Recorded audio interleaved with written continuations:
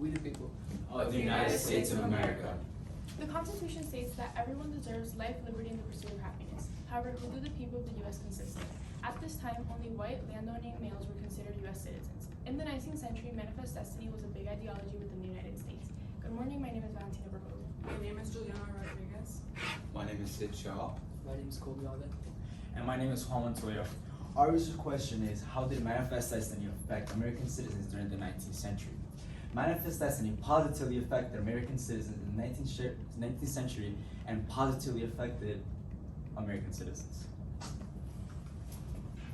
The U.S. is a well-known country for all the opportunities it provides to its residents. However, this was not always the case. The aspects that changed that we will be discussing are nationalism, cultural exchanges, artistic works, religious ideas, increased transportation, and white supremacy.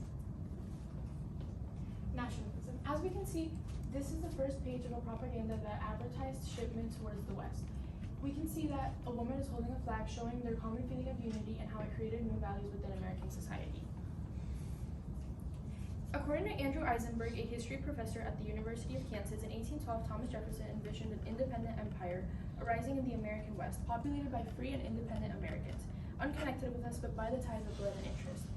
This shows how a significant founding father emphasized nationalism from an early point in history. White supremacy was a common ideology that spread throughout America in the 19th century. These individuals believed in a concept known as social Darwinism, the ideology that white people are inherently superior to every other race. That led to multiple justifications of taking territory from groups like Native Americans and the formation, as the illustration demonstrates, of the KKK, a hate group made in 1865 in Tennessee, which led to the persecution and assassination of African Americans all throughout America. During the early 19th century, there was a period of religious revival. This was known as the Second Great Awakening. This led to a lot of spiritual and religious ideals that were increased at this time. Shown in this image here, you can see an angelic figure followed by many American people moving westward into undiscovered lands. Art can be perceived in many different ways and seen in different forms. This is a poem by Walt Whitman, and he says, "I celebrate myself in what I assume you shall assume, for every atom belonging to me as good belongs to you." He ends off his poem by saying, "The atmosphere is not a perfume, it has no taste of the distillation, it is odorless." These ideals were expressed through writing of their literary works, and most of their works celebrated American spirit and promise.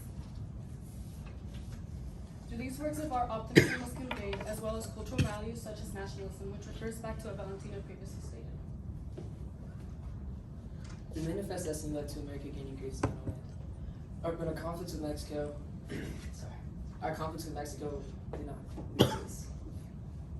Mexico and America started off as allies, with them transferring materials and resources, but this abruptly ended when territorial disputes over Texas arose starting in 1845. There was specifically a boundary dispute over the Nueces Strip, where Mexico did not recognize Texas as an American territory. Due to this, the Mexican-American War started. The Mexican-American War was a 2-year war that started in 1846 and ended in 1848, and it ended with the Treaty of Guadalupe being signed. The Treaty of Guadalupe granted America all of this this orange shaded land. This orange shaded land is modern-day California, Nevada, Utah, and Arizona. The California gold rush was also a leading causing factor for the territorial expansion, because the overpopulation pushing towards the west led to the push to statehood for California and Oregon. The last leading factor was the Louisiana Purchase in 1803 when Thomas Jefferson was president, and they purchased most of this middle land. Continuing westward expansion led to a lot of encounters with different Native American tribes. This led to an exchange of different cultures, ideals, and goods. As shown in this photo, you can see an American communicating with a Native American. This image shows that there was a lot of cultural exchange, and it helped shape the American culture as we have it today. As white Americans interacted with the natives, they still held their cultural values such as white supremacy and nationalism, previously discussed by Juan and I.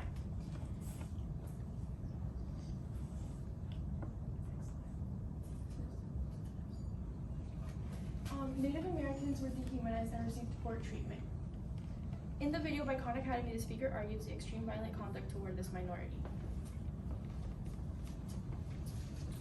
This diagram shows with the different colored arrows the routes of removal of the multiple Native American tribes into Oklahoma Territory.